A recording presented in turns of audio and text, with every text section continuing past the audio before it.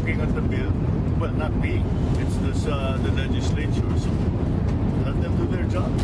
Let's not debate until we see the final form. Because we could be debating about provisions that will no longer exist. So antayin natin kung anong gawin ng legislature. From the nation's capital, all sides, all the time, I'm Jess De Los Santos. And I'm Gretchen Hall. The big story tonight. President Bongbong Marcos has defended the Maharlika Investment Fund, which she described as a means to boosting investments. This was the chief executive's first time addressing the proposed sovereign wealth fund as he made his way to Belgium for the ASEAN-EU summit. Camille Samonte with the big story. President Bongbong Marcos has spoken up about the Maharlika Investment Fund for the first time. The president believes that this will help the country secure more investment. I wouldn't have brought it up otherwise. No, it's very clear that we need added investment. This is just another way to get that. En route to Brussels for the ASEAN-EU commemorative summit, I asked President Marcos if he thinks the country is on the right track in coming up with a sovereign wealth fund. State insurer GSIS and SSS were recently removed as contributors to the investment fund following pushback from some business groups and experts. This is what he had to say. Well, we're just doing the regular process of looking at the bill. Well, not me. It's the legislature. So let them do their jobs. Para gawin nilang perfect. President Marcos also called on the public to hold off judgment until amendments to the bill have been finalized. Let's not debate until we see the final form. Because we could be debating about provisions that will no longer exist. So antayin natin kung anong gawin ng legislature. President Marcos arrived in Brussels at around 10 a.m. Philippine time. Included in his agenda in Belgium is to tackle the issue of alleged deficiencies among Filipino seafarers. This is after the country failed to pass the evaluation of the European Maritime Safety Agency for the last 16 years. Some 50,000 seafarers working in European vessels are reportedly at risk of losing their jobs if the Philippines fails to pass the standards set by the EMSA. Well, it's not something you can debate about. You comply. We will have to comply so that we will be accredited. Marcos Jr. will also bring up issues on human rights concern in his visit to Brussels. Recall that the EU has condemned the alleged human rights abuses in the Philippines, particularly those committed during the drug war campaign of former President Rodrigo Duterte. For News 5, Camille Samonte, We Are One News. More amendments have been made to the bill creating the country's sovereign wealth fund. Here's what we know. Fresh amendments include renaming the Sovereign Wealth Fund back to Maharlika Investment Fund or MIF. 20% of the fund's profit will go to social welfare projects. Penal provisions for violations of the MIF have also been set. Proponents of the measure have earlier decided to drop pension funds as sources. Instead, central bank profits will be used as seed money for the fund. And instead of the president, the finance chief will become the chairperson of the MIF board of directors. House lawmakers are eyeing to pass the bill on second reading before the holiday break. Bigyan natin ng chance. Kami naman sa committee, napakinggan din namin lahat. Ang pakiusap ko lang sa lahat ng tao, pakinggan natin yung lahat ng sides. Kami naman po sa Committee on Banks, naniniwala kami na malaki po yung matutulong netong Maharlika Investment Fund, Maharlika Investment Corporation sa ating bansa.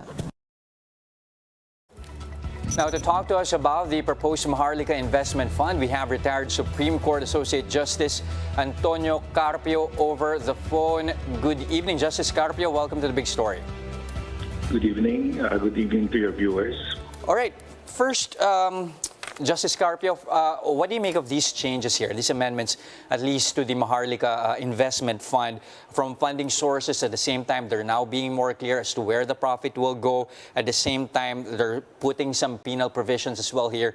Does this in any way make the MIF more palatable, so to speak? Well, the new changes have addressed the constitutional issues that I've raised, no? And they have cleaned it up. They have reconciled it with the other laws. And so I don't see any constitutional issue anymore. Mm-hmm. So it's now a matter of soundness. I mean, because they practically solved the legal issues.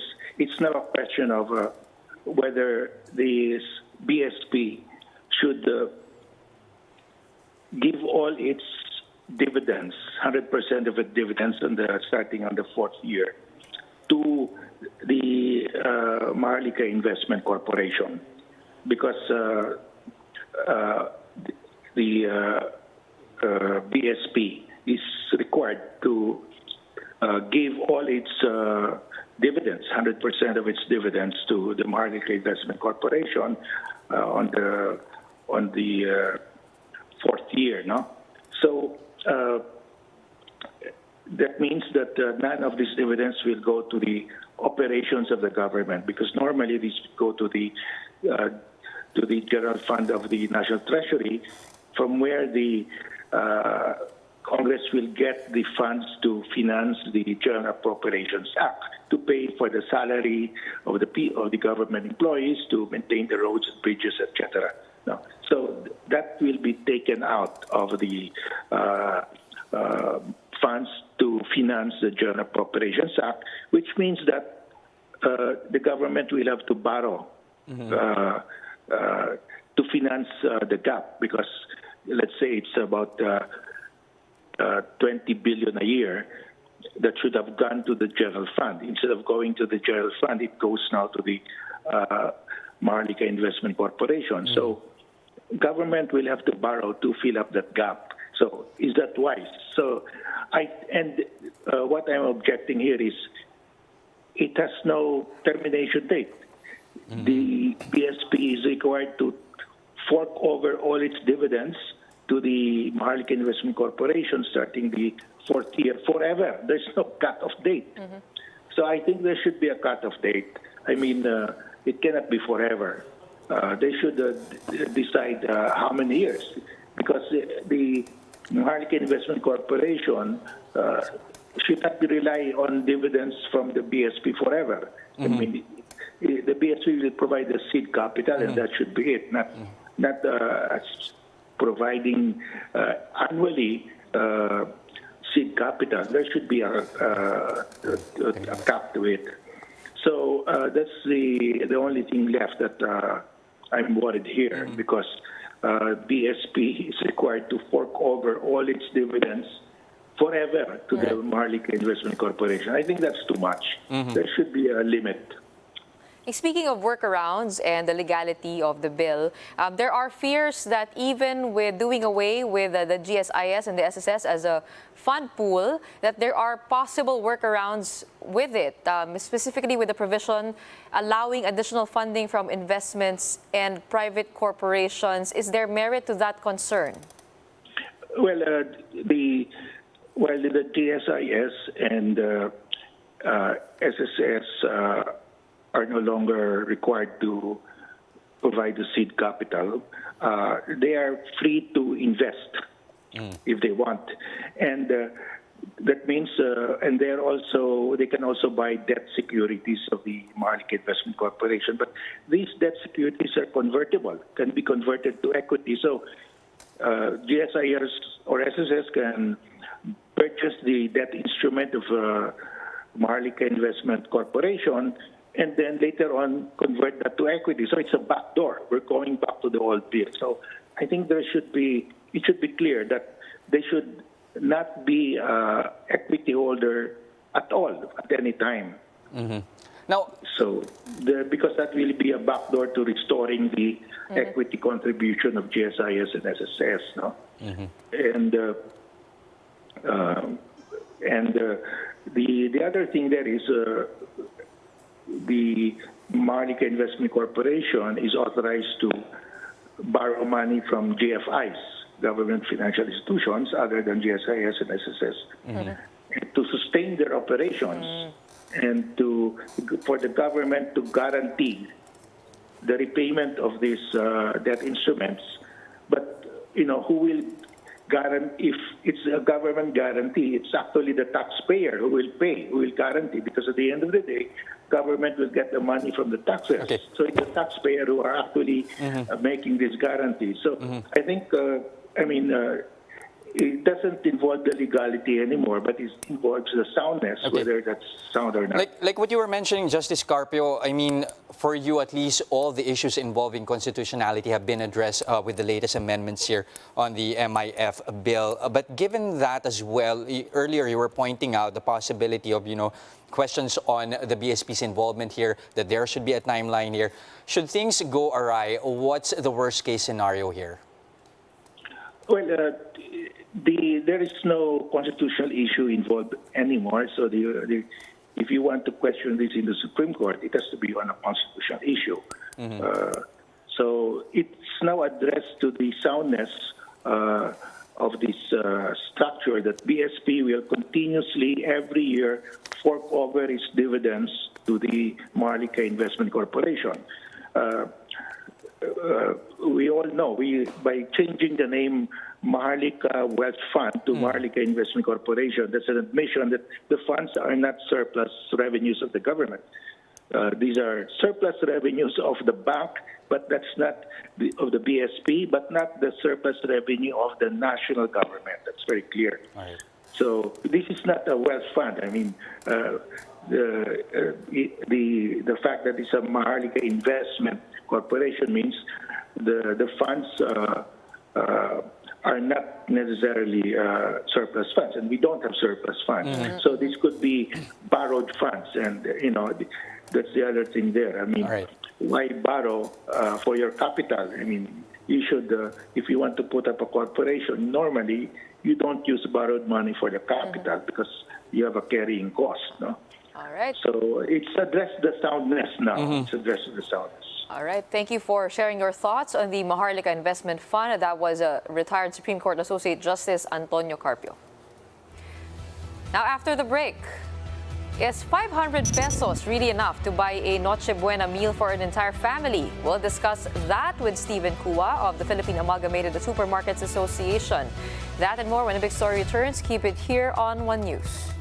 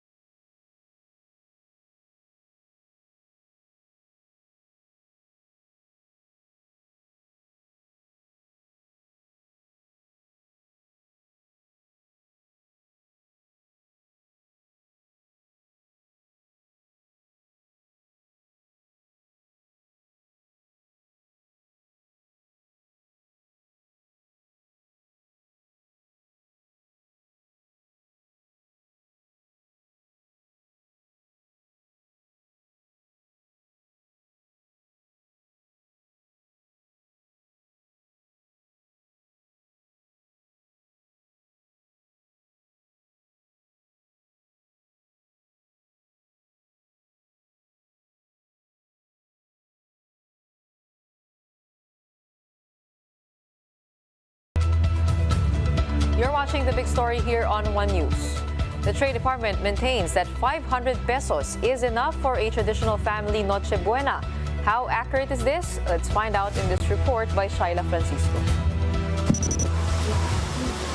With less than 2 weeks before Christmas, consumers like Kay are now worried about their Noche Buena budget. Nung nakaraan taon po, mga nasa 1,000 rin po kasya po Sa ngayon po siguro hindi po kasya yung 500. The Trade Department insists 500 pesos is enough for a family of up to 5 members. We tried to make that best out of that budget with Chef Rico. Chef, ilang po tayo bang kaya magawa sa loob lang ng 500 pesos? Pwede mga 4 na po tayo. First off, he bought less than a kilo of ground pork for lumpia. He didn't buy any more for spaghetti as he will use hot dogs instead. But we found out that corned beef is even cheaper. He also opted for ketchup instead of tomato sauce, which is cheaper by up to 30 pesos. He then bought noodles, vegetables for Shanghai, and ingredients for dessert. But when we looked for a creamer, Creme densada. meron. Magkano yan? 60. Teka muna, 62 na? 62? Yan yung condensed creamer. We were able to spend a total of 485 pesos. Chef Rico then showed us how to cook, starting with the pasta. Bigyan kita ng tips sa pagluluto. Pag naglalaga ka ng mga ganito, hindi mo kailangan talaga wala ng todo-todo ang mga pasta, noodles. Pag medyo, let's say, ganito yung consistency. Yan. Para makatipid ka sa lutuan, sa gas, pwede mo na siyang patayin. Kasi lalambot pa yan. He also prepared the lumpia as well as the sagot gulaman and buko pandan. Mahilig ba kayo sa salad, dessert? Okay. At yeah, hindi mo naman kailangan mag-fruit salad sa panahon ngayon. Para sa budget na dessert, pwede ka na ng buko pandan salad. Dahil ang budget natin 500 lang. Suntok sa buwan para magka-buko fruit salad tayo. So, ang pinakamaganda alternative dyan, buko pandan salad. And tada! We were able to prepare 5 dishes. Masarap naman po, parang normal lang din yung spaghetti. Mukha bang yan din yung lulutuin mo sa Pasko? Baka po ito na rin po. Tayo sa Pasko. Bagong taon. Pasok pa sa budget. This is just one idea if your budget is limited this Christmas. But no matter how simple or extravagant the Noche Buena is, the important thing is you're in the company of your loved ones. Shaila Francisco, we are One News. Now let's talk more about the matter with Stephen Kua, President of the Philippine Amalgamated Supermarkets Association, or PAG-ASA. Sir, good evening and welcome to the big story, Sir Stephen. Good evening, Jess. Gretchen. Good evening. Okay, 500 pesos. I believe you watched that report. Is it possible to actually make a decent Noche Buena out of 500 pesos? Or is this a bit out of touch with reality on the ground? Kaya naman. There are dishes which will cost you only around 200 plus. No, I had my staff make a list of the items that they can probably have for Noche Buena or Medianoche. No, with 1,000, easily for a family of 5, kaya siguro mga 3 to 4 dishes per day. What dishes are those? Yung 3 to 4 dishes? Well, pwedeng spaghetti. And then for cheese, ano na lang, kumbaga block cheese na lang, and then you just chop it, no? Lagyan mo na lang ng toothpick, may libreng toothpick ka pa, no? Salad, no? Pwedeng macaroni, pwedeng fruit salad, no? I can't give you the ingredients, no? Napakarami nun, no? Pero yun na nga, yung mga labas, mga 400 plus lang per dish, may 200 plus lang nga, no?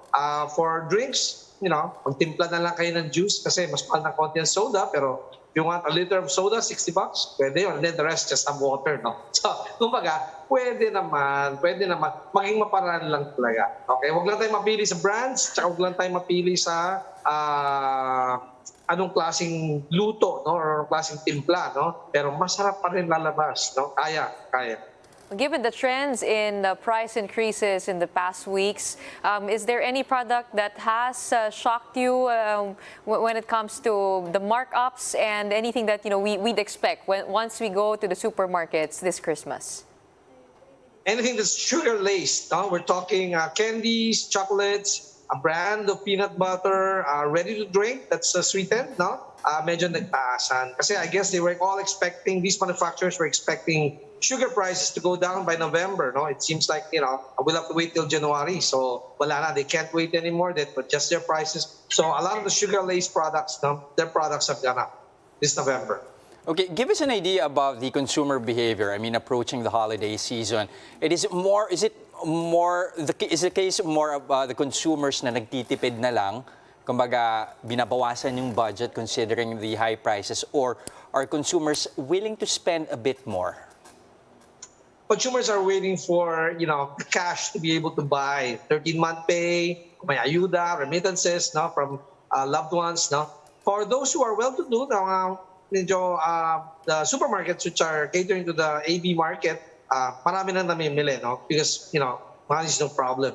Pero for the masa or for the daily wage earner, medyo tipid ng konti, and they're buying smaller packets, no? Sachet packs, no, if possible, no? Just to make sure that everything goes into the grocery basket, the daily needs. Speaking of shopping wisely, is there any advice that you have for shoppers? Any supermarket secrets, promo sales that we can take advantage of, or we should wait for? Okay, a lot of manufacturers are looking for, try to hit their sales targets, okay? Because of that, they will be doing a lot of bundling, a lot of price discounts, a lot of buy one, take one, no? And these are not about to expire, no? So you go to the supermarkets, look for the sales section, no? If they have one or sometimes they have three, no? And then try to pick out the items which, may pakinabang sa'yo, sulit para sa'yo, no? Cheapest is not necessarily the best. Sulit ang pinaka-importante, value for money, no? So pick out those items which you can use, no? And immediately you'll have some allowances or some leftovers, no, for the things that you want, not just what you need. Does that happen right even before Christmas, those sales and promos, or do things get cheaper, after Christmas? Possibly, let's have fun during the New Year instead. Naghahabol sila ng sales targets, Gretchen, before the year ends. So they gotta push it out right now, not after start of 2023. Yeah. All right. Again, medyo may choices naman daw. We are going on a sugar diet. Yun naman. Sakto rin naman. Thank you for your time and insights again, Stephen Kua, President of the Philippine Amalgamated Supermarkets Association. Now, right after the break, the NU Pep Squad flexed their way back as UAAP cheer dance champions. That and more when the big story returns. Keep it here on One News.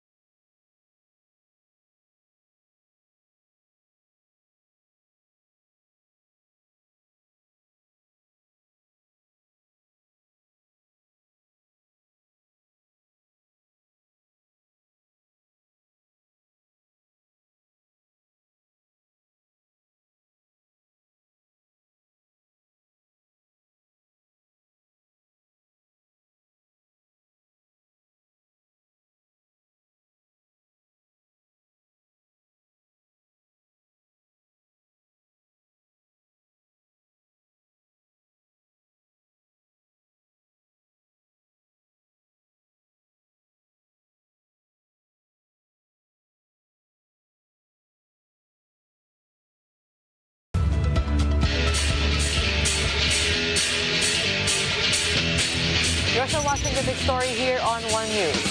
For the big story in sports, the NU Pep Squad reclaimed the UAAP cheer dance competition crown over the weekend, while the UP Fighting Maroons are just one win away from defending the men's basketball title.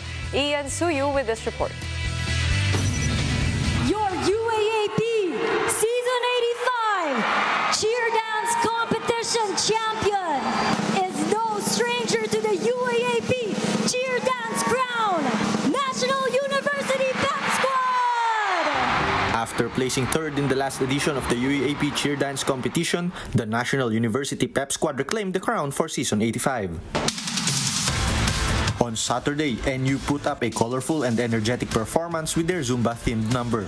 The performance was made complete with their signature tosses and pyramids. NU fans were in full force as well, sporting a colorful neon ensemble for the team. NU has won a total of 7 CDC titles in the last 9 seasons under coach Ghicka Bernabe. She is now set to retire after fulfilling her promise to take the gold back for the Bulldogs. Overwhelming, walang mapaglagyan yung happiness na meron kami ngayon, especially me, kasi since ito na yung huling season ko, ito yung huling hirit. But Coach Ghicka said she is open to becoming a consultant for the squad. NU's team captain said the whole routine was dedicated to their longtime mentor. Lahat po ng teammates ko, nag-effort po para po kay Coach Ghicka. So, The NU Pep squad brought home the grand prize of 50,000 pesos with 3 special awards. Meanwhile, previous winner, the FEU cheering squad, fell back to 2nd place. The UST Salingawi dance troupe, meanwhile, is back at the podium at 3rd place. Meanwhile, the UP Fighting Maroons are just 1 win away from securing back-to-back men's basketball titles after holding off the Ateneo Blue Eagles in Game 1 of the UAAP Season 85 finals. UP only managed to score 2 points in the final 4 minutes of the game, but their stellar defense kept Ateneo at bay. Xavier Lucero led UP with 14 points, 11 rebounds, and 2 crucial blocks in the payoff period. The way yung team looking for the open man and na-sustain, at least they had their run kanina, but at least na-sustain naman namin yung bandang fourth. With their backs against the wall, Game 2 on December 14, Wednesday, is a must-win for the Blue Eagles. While for the Fighting Maroons, a win would give them their 2nd straight crown and their 4th in UAAP history. For News 5, Ian Suyu, we are One News.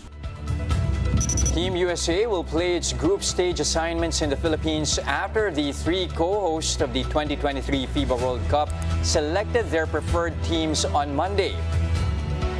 The Samahang Basketball ng Pilipinas picked what is expected to be an all-star American team to fly to the country and play its group stage matches in Manila.